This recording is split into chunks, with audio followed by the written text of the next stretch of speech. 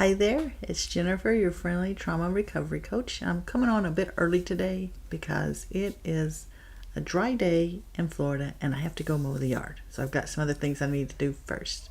But I did want to come on here and talk about something that is overlooked a lot. And I mean, people know about it, but we don't really talk about it too much, and that's our self-esteem. Oh man, I can tell you right now, I have done the study on this because I've always dealt with low self-esteem.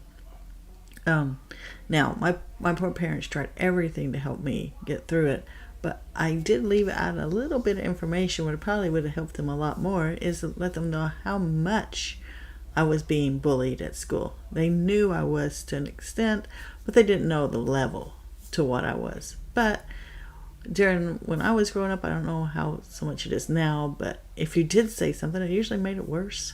So we didn't really say a lot.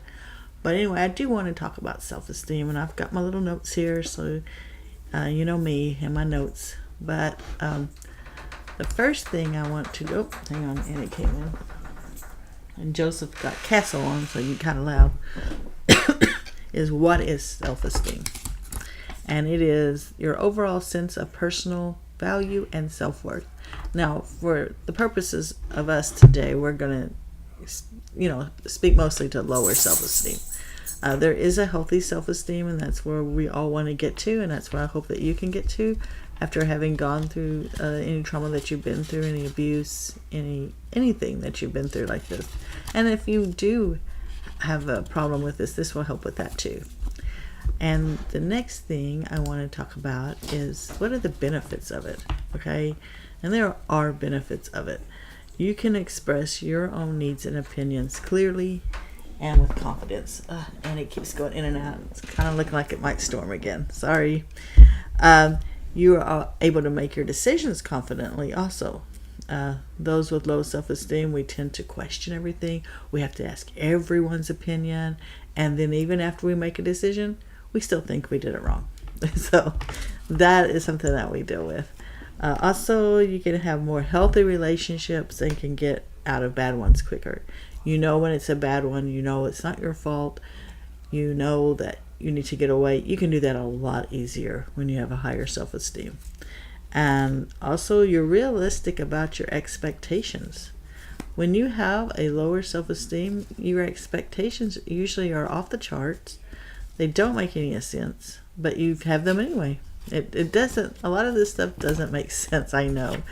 Also, you're more resilient and you can overcome setbacks a lot faster and easier. And you don't have a lot of scarring afterwards. That is probably the biggest benefit that I see, because we're all going to have things that come into our lives that are no fun, that aren't great. But if you have a good self-esteem, you can bounce back a lot faster. And now that mine is a lot better than it was, and I will always have to work on it, it is nice to have that. Okay, what are the dangers? Now, once again, I'm talking about for those with low self-esteem. There's actually dangers if your self-esteem is too high, because it gets towards the narcissistic level. But in what we're dealing with, we're going to go with the lower end. You can have, because of it, you can have anxiety, stress, loneliness. You're more apt to try to self-medicate when you're feeling this way.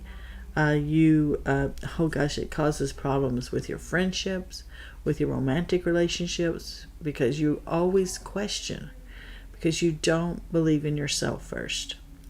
And then you have a hard time sometimes at school and even on your job, that you just can't do the performance. And it all goes back to the anxiety and thinking that you can't do it. And that all stems from your self-esteem. And finally, I want to talk to you about the signs that you might have to show yourself that you have low self-esteem. You put very little value on your own opinions and ideas. Everyone else is better. You don't trust your gut at all. And I still have problems with that. I'm a million times better. But especially after you've been in abusive relationships and your self-esteem is basically nil, you will have a hard time trusting your gut. But just keep trying and keep doing it, and it will get better and better over time. Oh, you're also hyper focused on your weaknesses. Oh, every little weakness that you will know. And but it's a hyper focus. Everybody needs to know their weaknesses and their strengths. But I'm talking about that's all you can think about. And you have a very hard time giving yourself credit for anything. You'll hear those people, you'll tell them, oh, what a great job they did. Oh, they're just an amazing person. They honestly really don't believe it. They're not being silly. They're not being a humble brag or anything like that. They really don't believe it. And you think everyone is more talented and better than you are. Everyone. That's why you have to keep going to them and asking them, how do they think about this? What do they think about this? That kind of thing. And you fear failure so much to the point that you won't even try. So if you have any of those, that is your self-esteem. And if you've been in bad situations and it's been over a few years, you may not even know that about yourself anymore. But there is hope. All those things that I talk about doing every day, those are things that we can do to help ourselves. And as we go, I'll teach you other things too. So go out